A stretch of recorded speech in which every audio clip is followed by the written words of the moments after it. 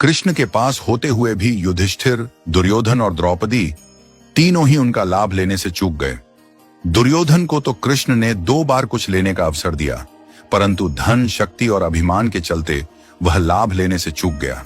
युधिष्ठिर सबसे बड़े होते हुए भी कृष्ण का लाभ न ले पाए। उलटे कृष्ण से कह दिया कि वे द्यूत क्रीड़ा में भाग न लें और कक्ष से बाहर ही रहें। जब दुशासन रजस्वला द्रौपदी को केश पकड़कर द्यूत भवन में घसीट कर ले जा रहा था, जब भरी सभा में उन्हें निर्वस्त्र कराने का आदेश दे रहा था, तब भी उन्होंने कृष्ण को याद नहीं किया। याद तब किया जब उनकी साड़ी खींची जाने लगी। बस कृष्ण आ गए, लाज बच गई। कृष्ण आते हैं पर उन्हें याद करना पड़ता है। युधिष्ठिर जब एक के बाद एक सब कुछ हारे जा रहे थे, तब भी उन्होंने कृष्ण को याद नहीं किया। करते तो कृष्ण पासे पलट देते। दुर्योधन चतुर था, वह पासे फेंकने में कमजोर था। उसने पहले ही घोषणा कर दी कि उसकी ओर से चतुर मामा शकुनी पासे फेंकेंगे। युधिष्ठिर को तब भी कृष्ण की याद नहीं आई, अन्यथा वे भी कृष्ण से पासे खिलवाते तो द्यूत क्रीड़ा का इतिहास कुछ और होता। युधिष्ठिर चूक गए और कृष्ण के साथ होते हुए भी सब हार गए। कृष्ण की याद जिसे समय पर आई वह अर्जुन था।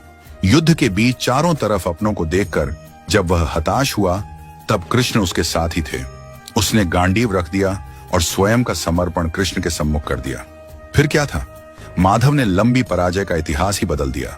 सच है, मुरली बजैया को समय पर याद करना पड़ता है। उन्हें याद करने वालों में विदुर भी थे और भीष्म भी। धृतराष्ट्र पुत्र मोह में चूक गए और तमाम कौरव भी। परिणाम देखिए, कुंती के 5 जीवित रहे, गांधारी का कुल समाप्त हो गया। कृष्ण विमुख होकर ना कृपाचार्य रहे ना द्रोणाचार्य। कृष्ण साथ ना हो तो भी कोई बात नहीं, उन्हें आदत है, वे पुकार पर चले आते हैं। महाभारत काल में कृष्ण साक्षात थे, परंतु उस समय के लोग चूक गए। सुदामा साथी थे, वे भी चूक गए, पर सुदामा की पत्नी ने नहीं चूका, किस्मत बदल गई। रामावतार में रावण जानता था कि राम के आने का उद्देश्य क्या है। कृष्ण अवतार में कंस अभागे थे, सगा भांजा कौन है जान ही ना पाए। कृष्ण को जानना और पहचानना जरूरी है। जिन खोजा तिन पाइया, गहरे पानी पैठ।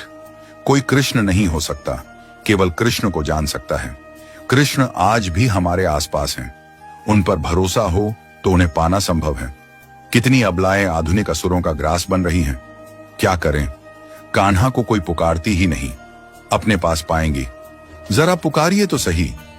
याद रहे, बड़े छलिया हैं कृष्ण, बिना पुकारे नहीं आते। हमेशा ठाकुर जी को याद करो, कभी उनको भुलाओ नहीं।